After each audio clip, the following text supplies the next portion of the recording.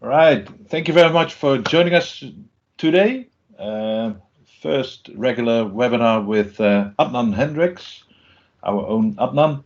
And he's going to enlighten us about identity protection. I think that's one of the most important steps when working with identities.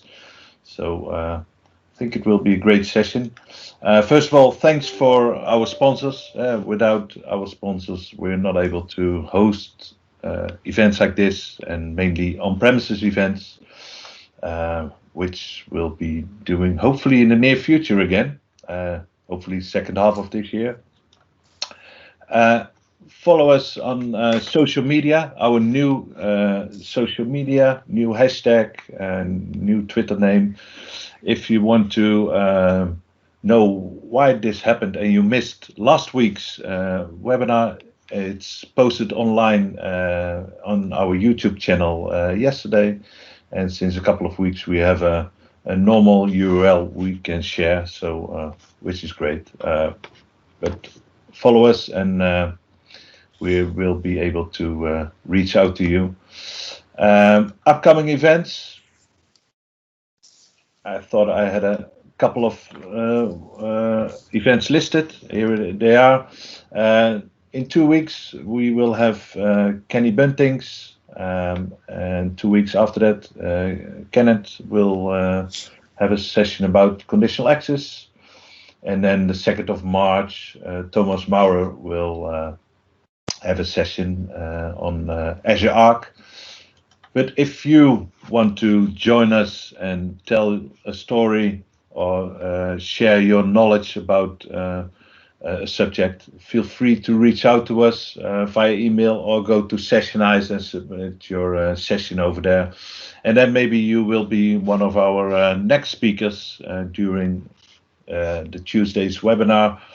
Or maybe if we have an on-premises event again in the future. But for now, Adnan, the floor is yours. Thank you, Peter. Let me just share my content and get started. Yeah.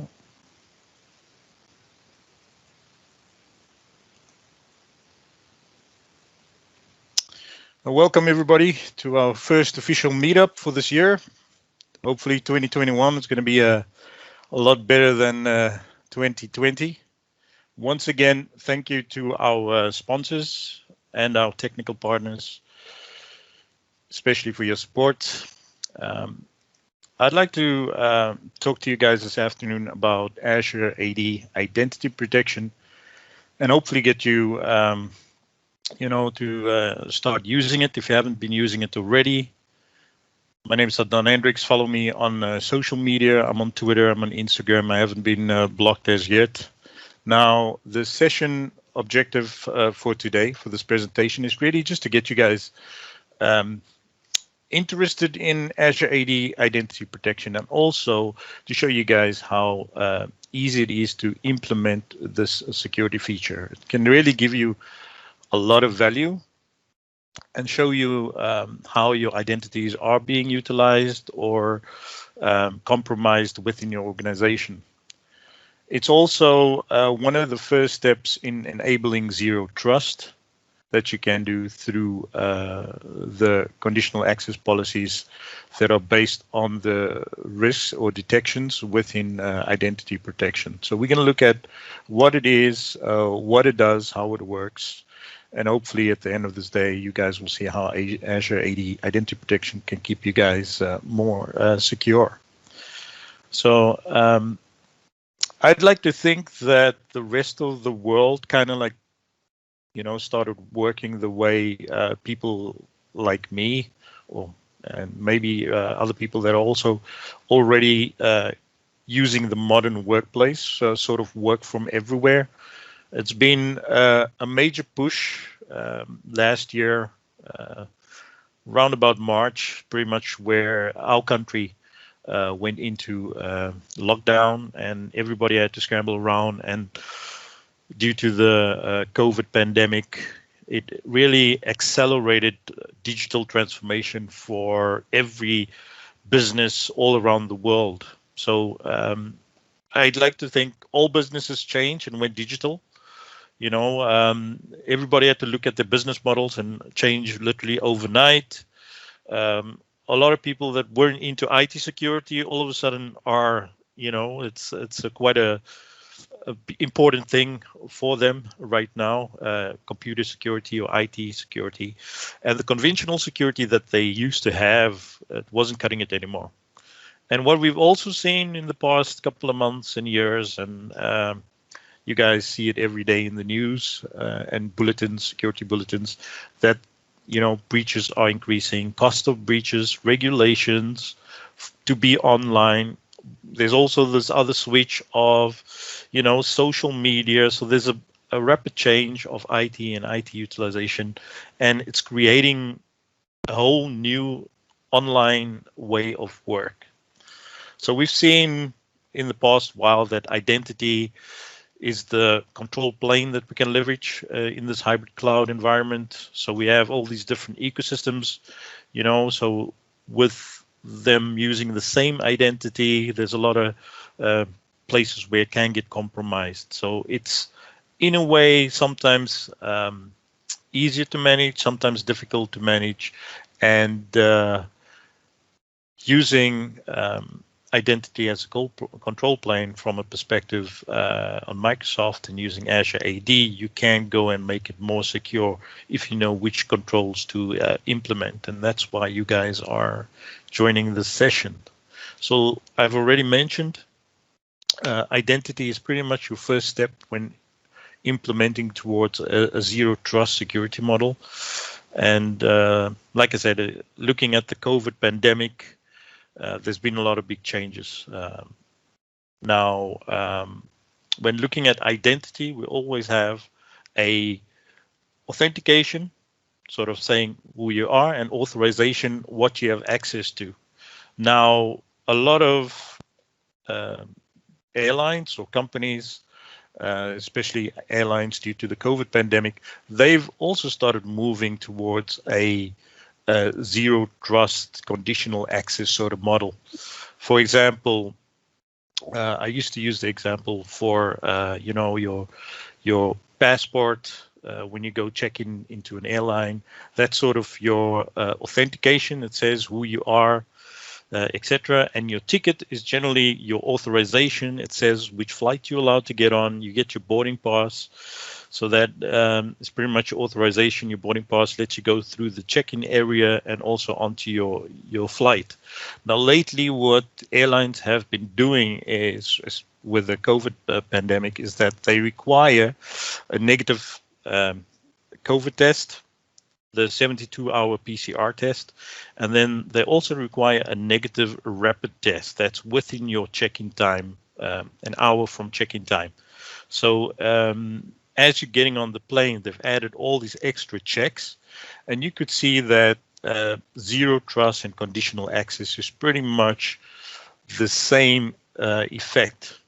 Okay, so we have the authentication happening, we got the authorization happening, and then we have all these extra checks happening that just says you are who you are and you're allowed to do what you need to do.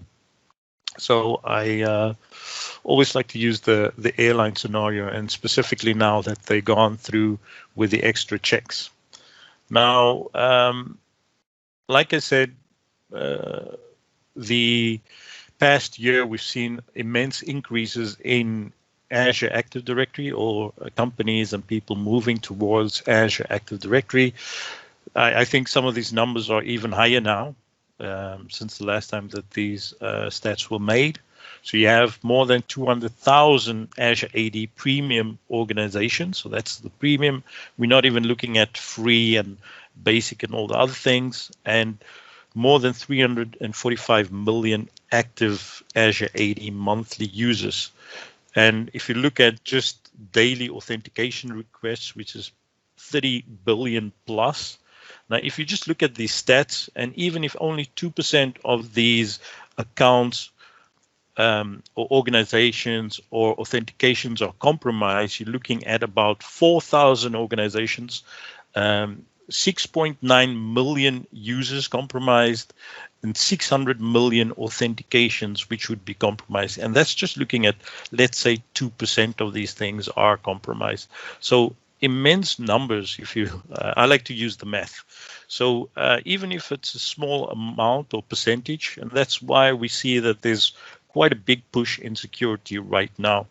And that's just why Azure AD is such a good identity provider and offering security for your identities through offering modern access through single sign-on, security and governance with strong authentication, and especially identity protection, which is what we're going to look at. PIM governance, and it's no longer just a company and its employees. There's partners. You have business to business, business to consumer identities or directories, and collaboration. So you really want to increase your security model for that, and not to mention the applications that are registered and those kind of authentications that are happening. So like I said, credentials are constantly at risk of breach. I've added the link to the Verizon investigations report for last year, and those are quite scary numbers, really. And they really break it down into,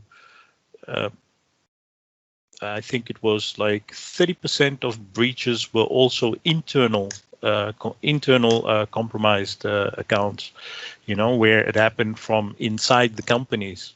So you don't just need to be protected externally, also internally. So 81% breaches, credential theft. A lot of people are still overusing the same passwords or duplicate passwords. And even though moving towards MFA has increased, you know, it's there's still a lot to be done. So a large number of employees still use non-approved apps for their day-to-day work and, you know, private email addresses, etc. So we have all these hacks occurring. Also, what we've seen with regards to things like SolarWinds hack, where even software vendors can get compromised. And when, you know, just like SolarWinds, where a deep software vendor got compromised, all those vendors that were using their product also ended up being compromised in some way. So, you know, sophisticated attacks with AI hacking tools, you know, spoofing, phishing still being number one. Etc. And even IT guys like us, if we don't have the checks, you know, we can still be misused, abused, and hacked.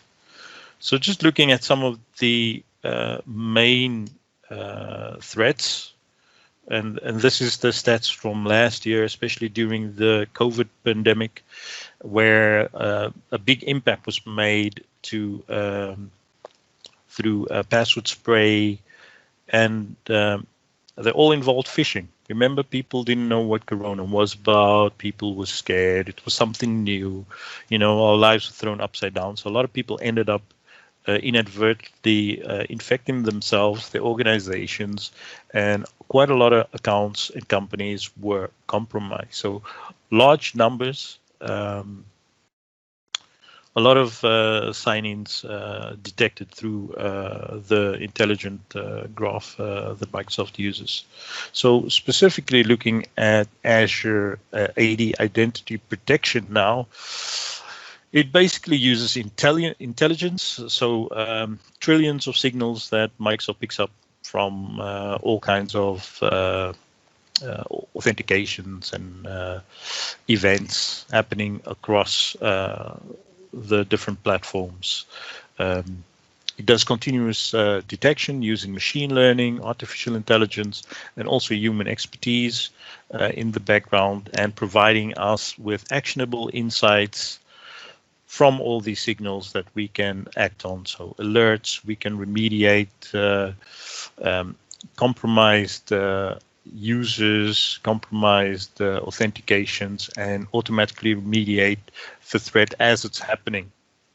So Microsoft uses the intelligent security graph. It's not really a software you can use. It's really just a name given to a number of different processes and systems that Microsoft has in place, where they analyze all these different kinds of systems from all over the place: Xbox Live, Azure, Exchange Online, OneDrive authentications. And if you look at the slide with the numbers, so they constantly, you could say, monitoring 1 billion plus Azure user accounts, billions of monthly authentications.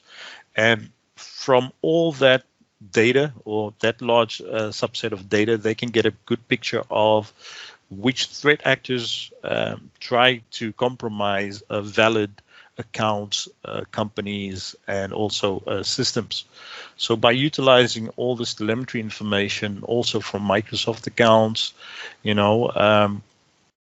things that are shared with partners, researchers, law enforcement, and also Microsoft's own digital crimes unit, they can correlate a lot of this data and get some actionable insights where they can say, well, a lot of these accounts are being sprayed from a particular, actor or country, etc. So by looking deeper into, just to show you deeper into what the intelligent security graph pretty much looks like. So they have all these different use systems using honeypot, sinkholes, looking at threat feeds and also dark markets, and also sample zoos where they have like malware and threats that they evaluate. So across different products like Office 365, Bing, Azure, etc. So all this data is collected, analyzed, it's normalized and anonymized, and also published to internal APIs that are looked at through specific security teams.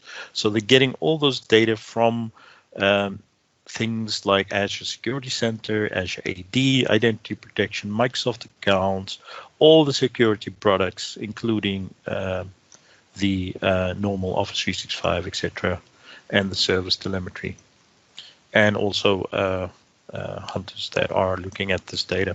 So they'll be able to paint a good picture and use those analytics. So the machine learning is fed all that data, and they just generate better intelligence and allow the products to re-feed on those APIs and also the results that they find. So it's a big circle that drives based on the data that they get from all the telemetry, and then they reuse that data. So you and I have the benefit from the work that they do through their security graph. So what do you need? Well, to get the full feature of identity protection, you really need Azure AD Premium P2 license. But with P1, you get like limited access to reporting. And depending on some of the business features, you get access to the reporting. But where the real functionality comes in is that you need the Azure AD P2 licenses. That really gives you the protection and also the remediation and automation. So that's what you need. You don't just need to, the reporting gives you a lot of information already as well, but reporting, let's say you have even 1,000 authentications a day, just to manually go through all those records, it's time consuming. So you really want to have automation built in, and that's just the way to go. So getting access to vulnerabilities, risky account detection, risk events investigation, and also using risk-based conditional access policies that you can implement. Because that's really the value of Azure AD Identity Protection. So just show you an overview of what it looks like when you open up Azure AD Identity Protection in the Azure portal.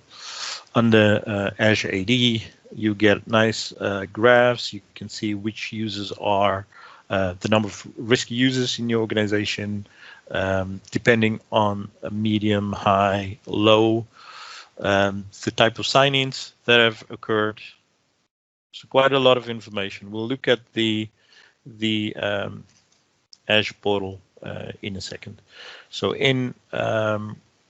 if you drill down into a risky sign-in for a specific user, you can see in my screenshot that I have a specific user at different dates and times, the application that's been accessed, and also the status of the access, and also the risk state, if the user's at risk or the sign-in, in this case, is at risk. So at the bottom, you can get quite a lot of information. So you can see who the user is, you get the UPN, you can get the application details, and also the location, date, and the status, and sign-in error codes, and things like why that sign-in failed. So, so ideally, identity protection will give you a lot of information. So let's go have a look and see how that works in the first demo. So I'm just going to go over to my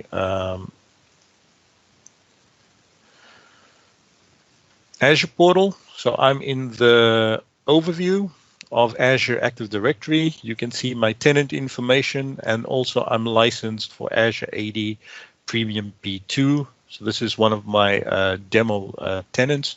I'm just going to scroll down to security, and under security I have protection. So I've got conditional access, and then I have identity protection. The nice thing in the security getting started is that you have access to the documentation. So you can click on Azure AD Identity Protection on the documentation, and it will take you straight to docs.microsoft.com and give you all the ins and outs on how the product works.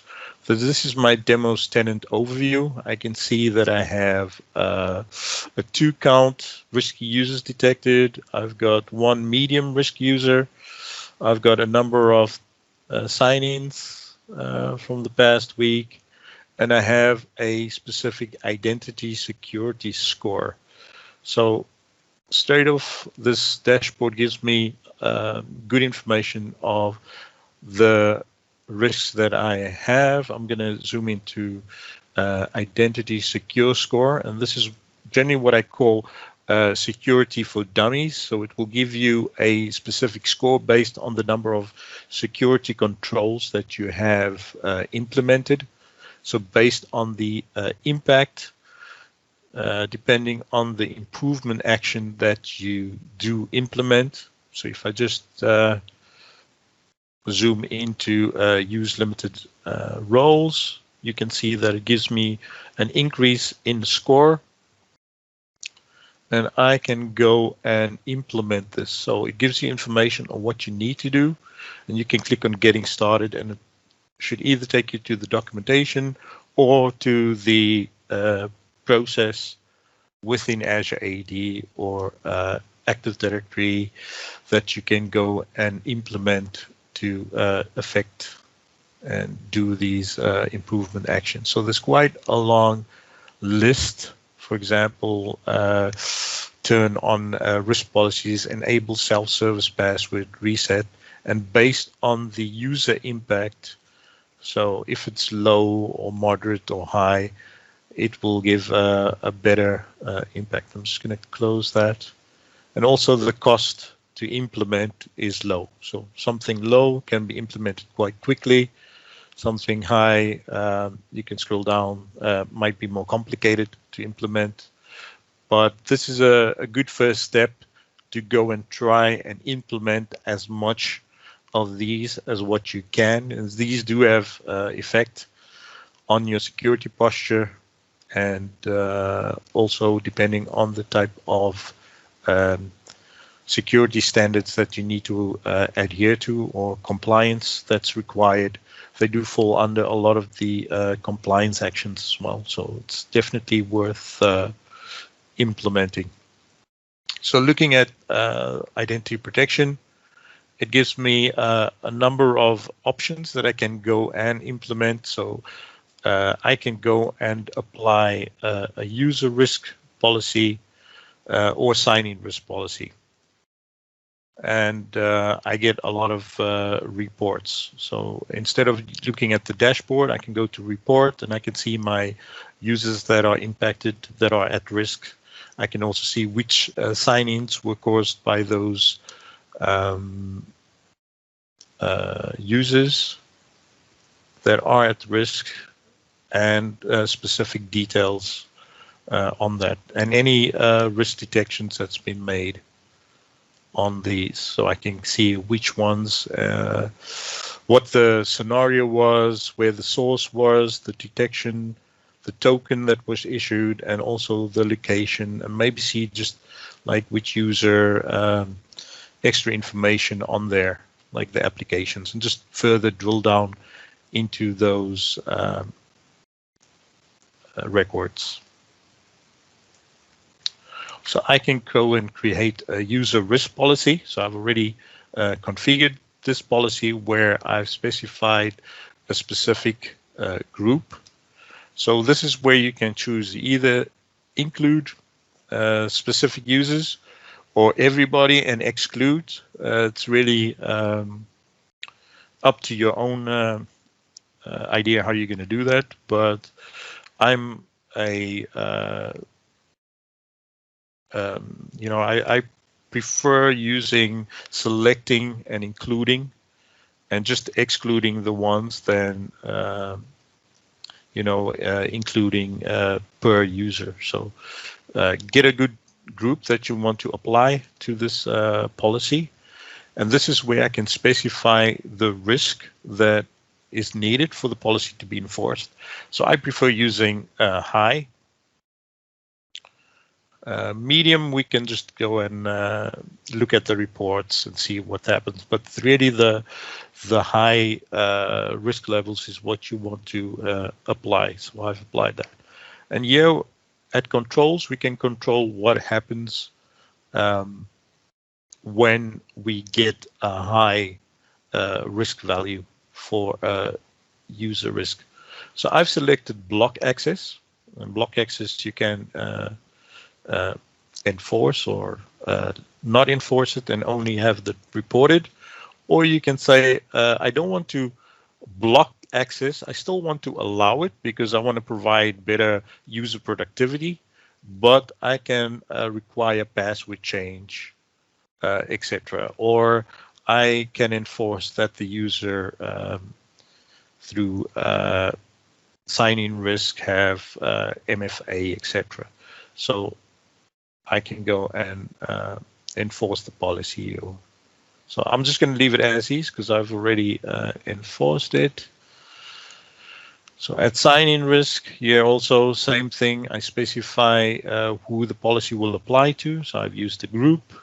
Sign-in risk, I can specify high, medium, or above, and controls. I can go and specify that for my sign-in, I want to still allow access and provide that user productivity, because if I block access, the user needs to contact admin.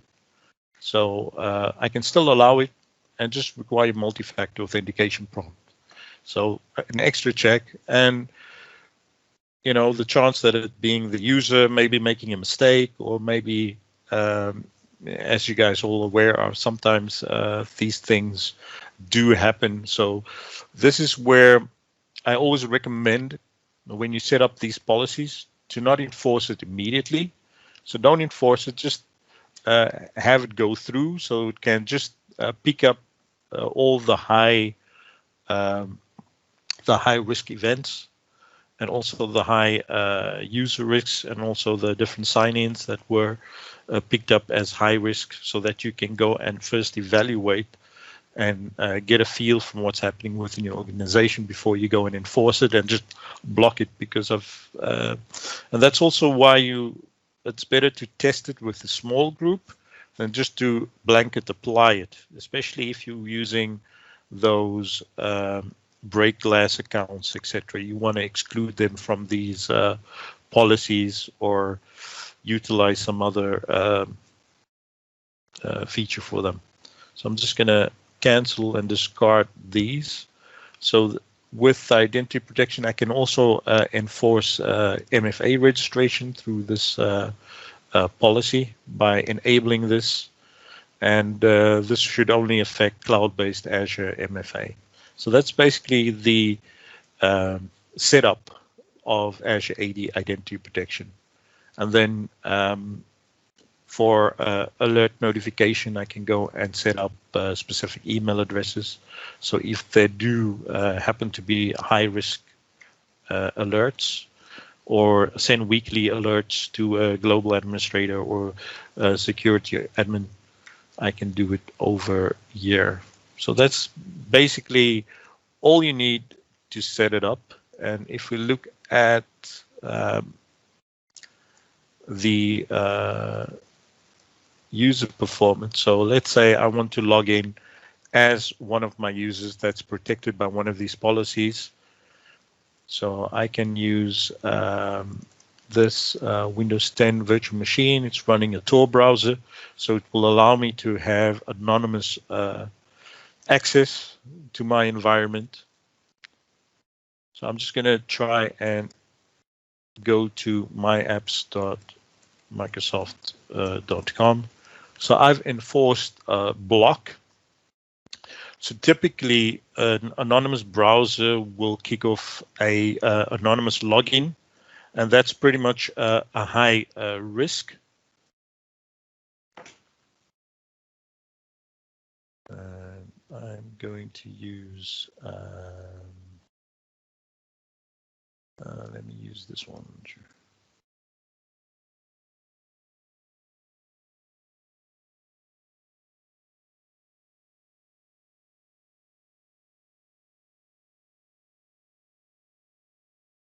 So let's see what happens.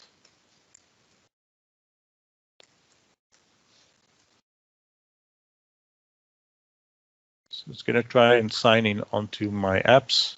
So my sign-in was blocked because of the policy, because the Tor browser is trying to do an anonymous login.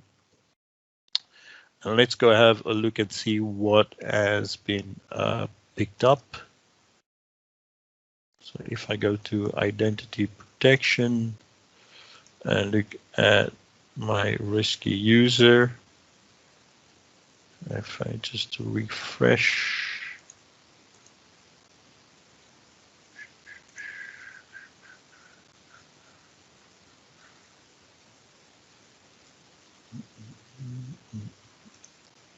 detection.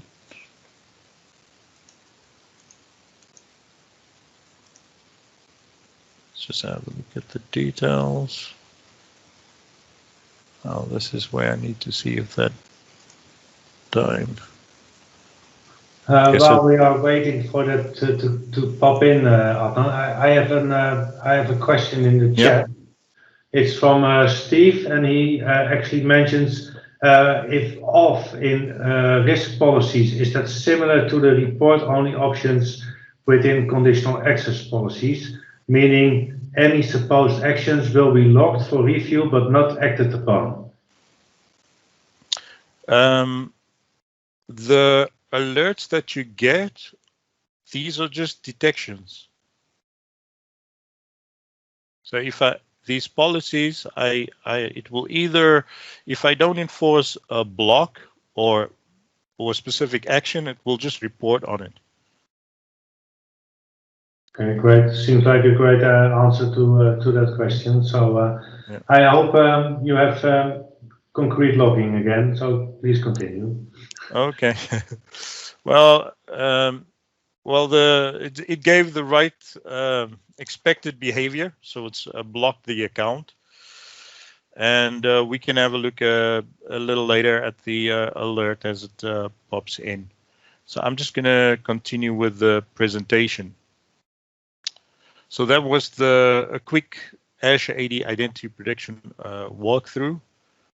So basically what identity protection does, it calculates the risk, like likelihood that a user has been compromised, so either the identity or during the sign-in, that sign-in has a risk of having been compromised.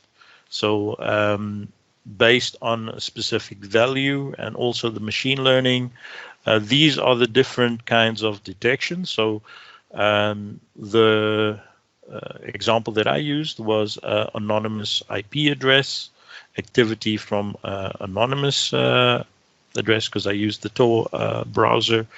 And in these cases, it's giving my user a different IP address or a different location that's not really part of the normal behavior, because that's really what the machine learning does. It kind of like learns the behavior of your identities within your organization.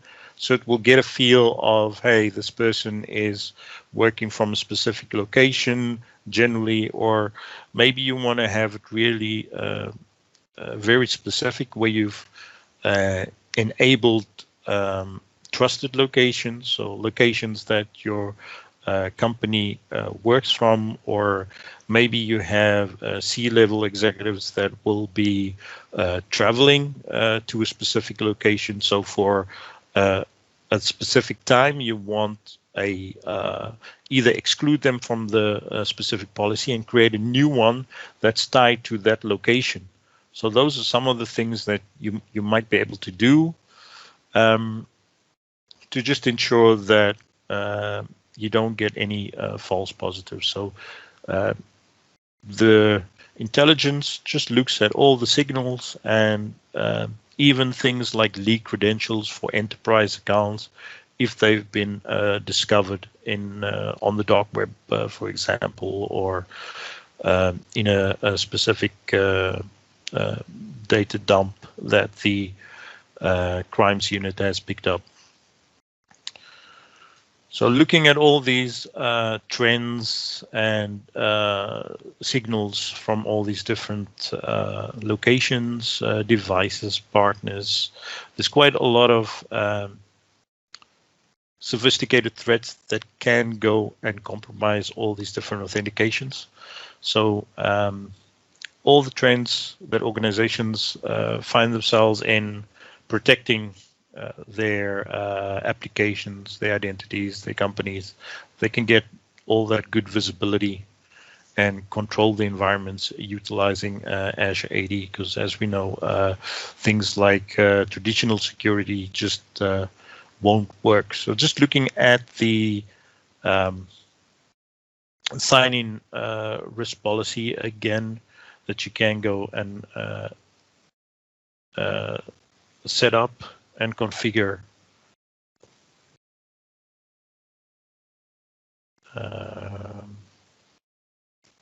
and the MFA registration that I've shown you guys as well. So these are all just detections that identity protection intelligence gets. So those intelligence that I've shared before,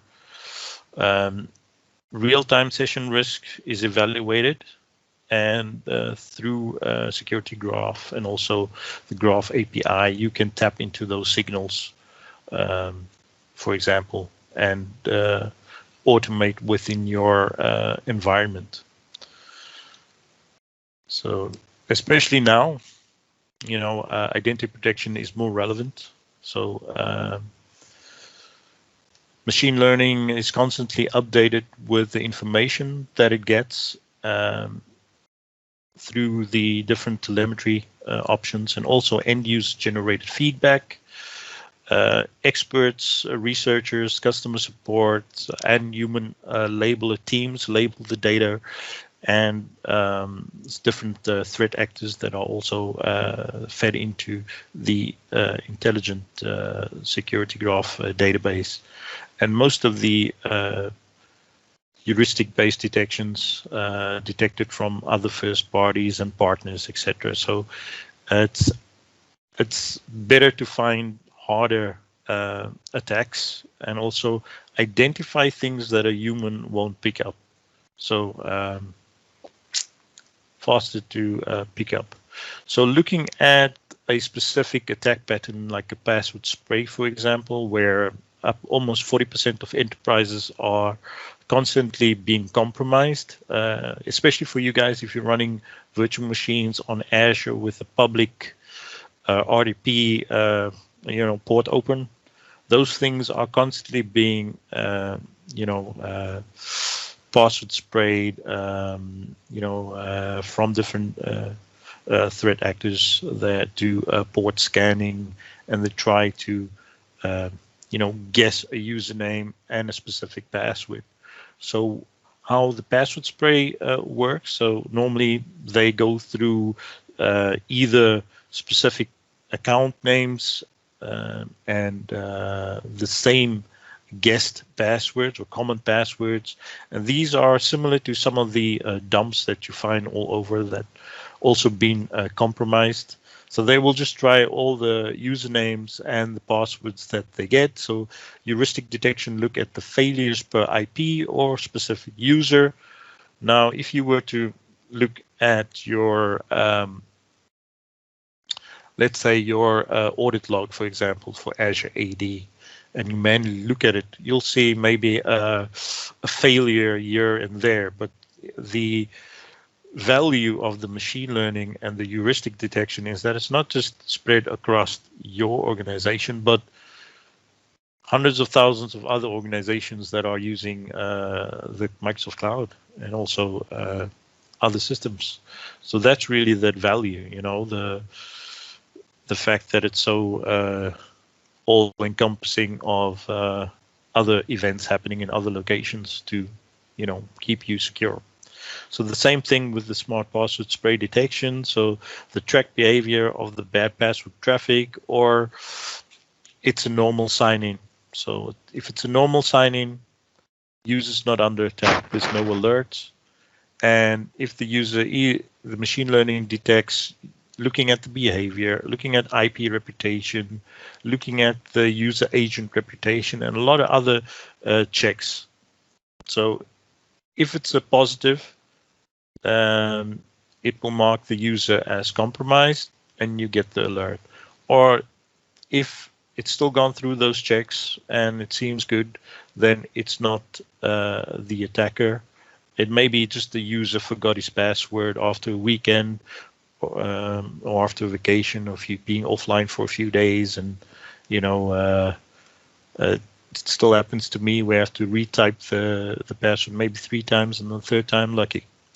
So now that we've looked at identity protection and looked at the different policies that we can enable to detect and also immediately act on it, we can use conditional access risk-based policies to enable zero trust. So let's have a look and see what we can do to implement that. I'm just going to kill that. And now I'm going to go back to security. And this is one of the simplest ways to really implement a zero trust model based on the user risk or the sign-in risk. So you can go and create a conditional access policy. For example, here I've already have a policy that will conditional access policy to block sensitive apps from any high-risk users. So I've got my policy, or I can go into my policy. So you give it a name, and generally you assign it to a specific group or specific users that the policy will apply to. So in this way, you can have multiple conditional access policies that will use the risk on a specific application or service. So I've just selected specific applications, and then I've applied my condition. So my condition is that my sign-in risk. So if a specific user tries to get access to the applications that I've selected, these conditions will first be controlled. So I've got my sign-in risk that's being controlled. So I'm not worried about the device or location or through which application and or no device state, I can just specify, well, if the sign-in risk level of this policy is high or medium, now I can go and either block access as what I've done, or I can still allow access, but enforce things like multi-factor authentication, and also enforce that, well, the device that they're using, that device also needs to be compliant. Or so it will look at the device state, or I might require a hybrid Azure AD join, or a number of other different options that I can go and apply. Same thing like because it's a high risk access, I can enforce a password change, because maybe the user has been compromised. So the next time he logs in or during this action, the password will need to be changed. So I can either require that all the selected controls are met or just one of the controls. So you can try and find which method is works for you. So it all depends on how severe and how critical this application or access is. So if it's a really high profile application or access, then I would really block it. But nowadays, you really have to look at things like, user productivity.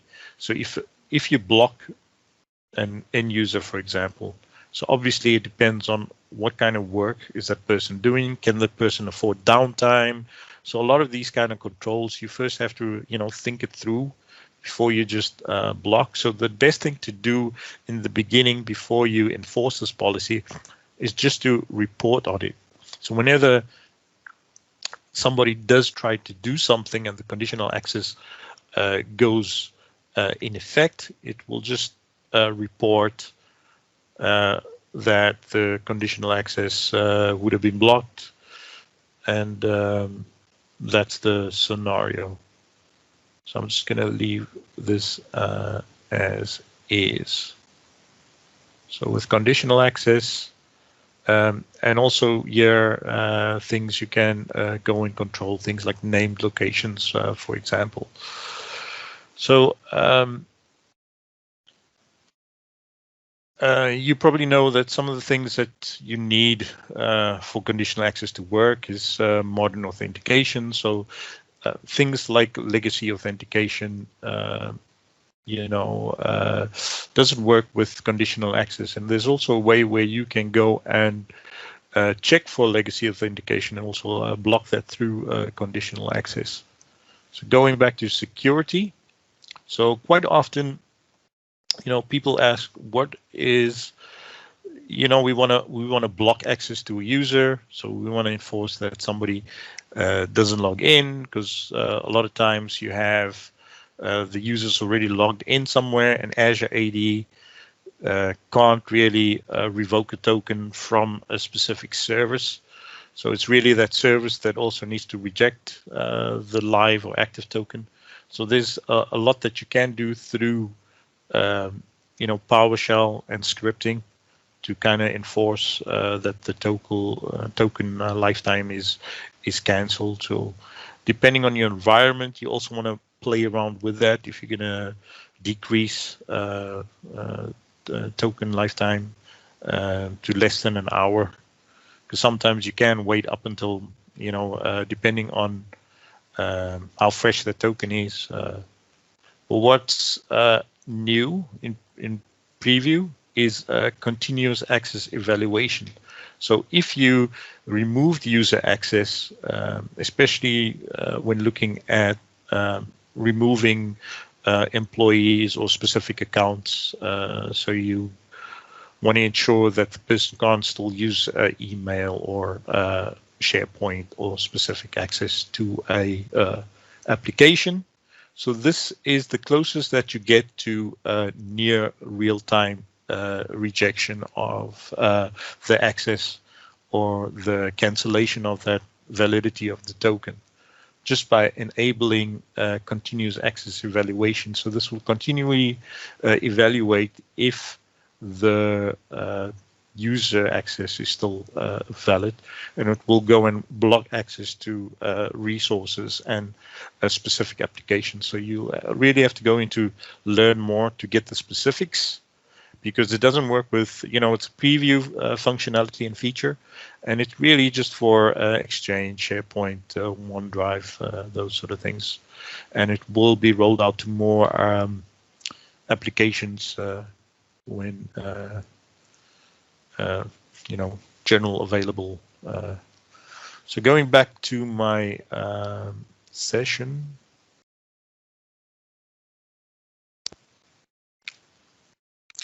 That was just to show you how you can quickly go and create a conditional access policy that relies on the identity protection evaluation, so the user risk or the sign-in risk of that action, and based on the signal and the access attempt, it will evaluate at the moment when the user is trying to access that application, what's the state of the user and also that specific sign-in. And then only once it doesn't seem a risk to the organization, the user gets access. So always explicitly trust. Don't just give access. Once you're in the door, doesn't need to be that you just have access to everything, because most of the hacks and threat actors work from internal in the companies. So one of the things that end users can do is within their My account, so in their My sign-ins, so let's say they're signing to myappsmicrosoft.com, or they've gone into My account and signed in there, they can go look at the My sign-in functionality. So you can get and see which sign-ins occurred, your past sign-ins, where it's happened, and if it wasn't that user, and this is something that you guys will need to drive within your organizations to make sure that people actively go and evaluate these sort of things from time to time. Now, normally, if you automate it within identity protection, you'd be pretty secure, but sometimes, you might have those guys that need to be in weird locations or travel a lot or end up using dodgy networks. So always have a look and see, let people actively check, just like you do with your homes, check if the door's locked, if your alarm's on, etc. So there are different ways you can go and interact with identity protection through the Microsoft Graph.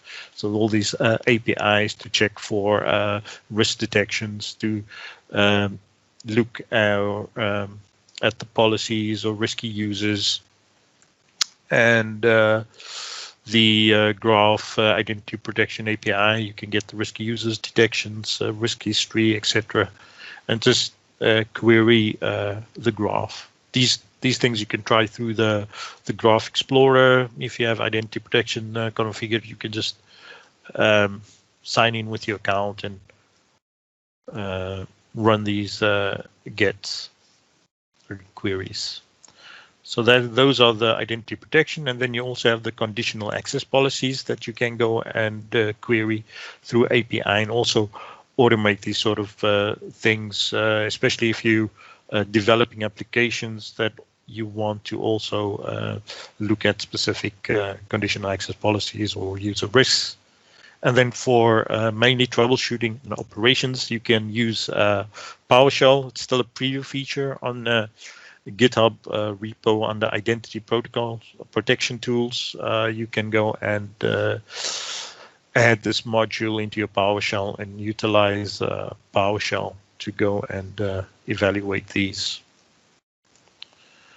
So a lot of the data that you discover or of the detections, you can feed that into your other security products or tools. But like I said, if you just have Azure AD Premium P2, you allowed to use Azure AD Identity Protection, and that will really give you a good, increase in your security posture already, without the need for a security product. But if you do want, and I advise that you do use it, because then you can get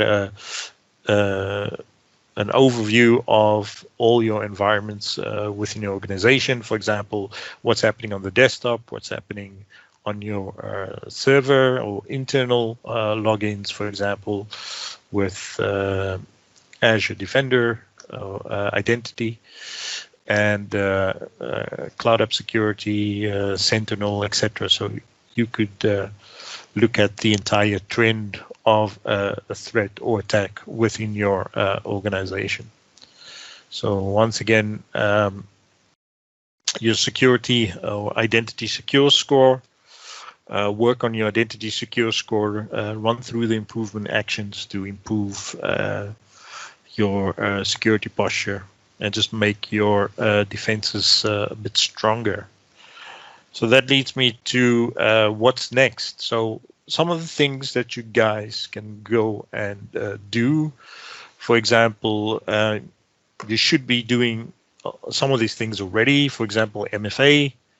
Most of your end users and also admins, when looking at specific policies, and also break glass accounts, you want to exclude them from MFA or tie them into a third-party MFA product, which is maybe offline, or don't have all your eggs in one basket. And also make sure that you license for the product. The reporting gives you limited information, but really you've seen the power of the policies that can also remediate immediately and block those threats. And once you've kind of set up something, reevaluate your controls regularly, because just the same way in which everything is improved with identity protection since a few months ago or a year ago, and also once since it was first made available in preview, it's really come a long way. And just like your architecture, you should always reevaluate what you've put in place. I'd even suggest like every 6 months, or constantly evaluate if there's an improvement into how you're already doing security, or even if it's in functionality of your administration of your environment. Always look at some of the new features that is made available within your software or security products. Constantly improve your secure score. If you're just starting out, create your policies in audit mode, and also things like enabling password hash sync, and utilizing conditional access, blocking legacy authentication, or specific applications that are that you wouldn't want to have accessed over internet, for example. And just speak to your people, train your users, report risky sign-ins. Most of the signals in your other security products that you're using, if you're using Azure Defender or endpoint protection, all the other Defender products, so Office 365 example, those telemetry information help improve these products. So that's really most of my quick tips for today. And with that, it's the end of my presentation. So if there's any questions, we can go through. Once again, my social media @microspecialist. I'm everywhere. Adnan, you might have a look in the chat, but we have a question from Mr. van Langenhoven. Okay. About if you have some tips to convince a CISO in order to enable password hash sync. Some tips. Well, what you can what you can, the best thing is to really show people what happens if they don't have it, you know. So if and also for some of you guys that have already seen some hacking presentations, and it's really easy in some cases, if you don't have the security controls, to get access to specific environments. And if you have especially with C-level guys, you know, get a pen tester there and just have them have a go at your systems. And that's the quickest way, because I can tell you there's a large energy company that they pretty much, just before the entire pandemic hit, they had a pen tester, and you know, the security wasn't up to scratch, and then all the projects were just put on hold, and they had to go on drastic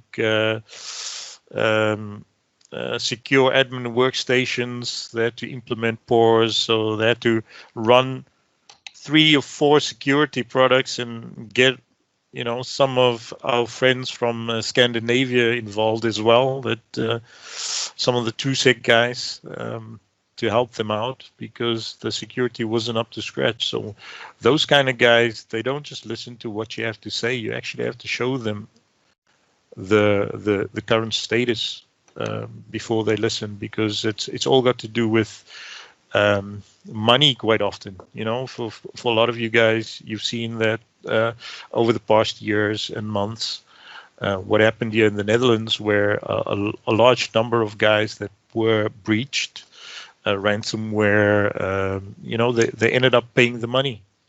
And it's better to, you know, it might seem like you're paying a lot upfront before you implement the security stuff, but you know, we have enough evidence to show these guys that some of the stuff that's happened in the past, the companies, they won't mention how much they paid, but you know, if you, quite a lot of rumors that some of these companies had to pay to get stuff back, and that's not a guarantee. So first advice when dealing with C-level, have your organization pen tested at least once a year, if not every 6 months. The same thing with reevaluating your security controls, at least every 6 months. Once a month, you know, stake proof, yes. So I hope that answers your question, because it's about the dollar, and if you can show people how much they'd save by implementing these things. For example, the cost of a breach is easy to calculate, you know, and that you can go and you can do the math and show them.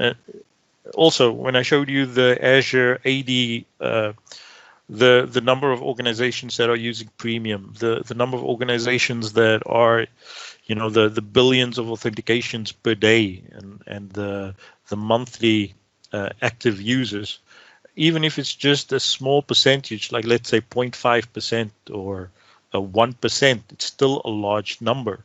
And that's really what these threat actors go for. You know, hackers, it's like they just throw a dart and see where it lands. And sometimes you're the board, and sometimes you're the dart, and hopefully you always try not to get hit. But like we say, we always want to work from a zero trust principle security model, where we explicitly check every identity and authentication beforehand. Also, we want to check compliance of applications.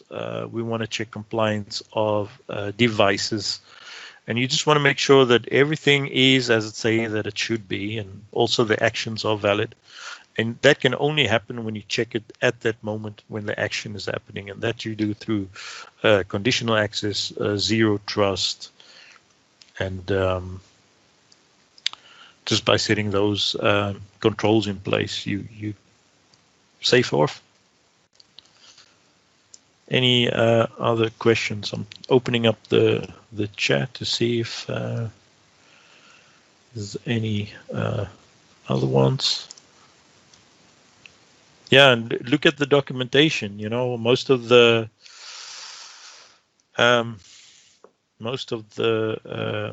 documentation is valid, even more valid than what it used to be in the old days. You know, now the documentation is there before the product's even active.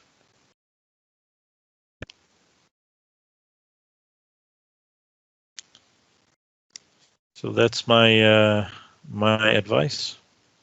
I see some of the guys already gave enough of the usual stuff, but like I said, when it comes to C-level, these guys look at risk the same way we look at risk, but they look at risk for the company and also value. And that's where you need to make the impact, is the value of the product versus not having it. And also like show the risk. And depending on the organization, you'll be able to calculate that. You know, I believe everything can be evaluated using maths and science. So that's why the numbers don't lie. So even a 1% of 100 billion or a million even is, to me, a big number and is too high a risk.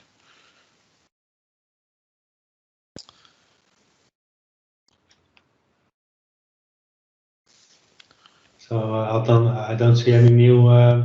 Okay. Did I do good for time? Perfect. You did splendid. Okay.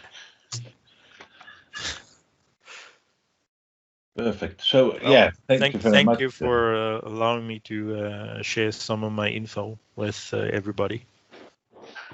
And please have, you know, if there's anything else, or maybe next week you guys come across that you maybe want to get some more information and things on, just let us know. You know, let one of the guys know. Hit us up on Meetup or Twitter or social media. Send us an email. Just let us know what we can provide to give you guys some more info. Because we're all in it together. Exactly.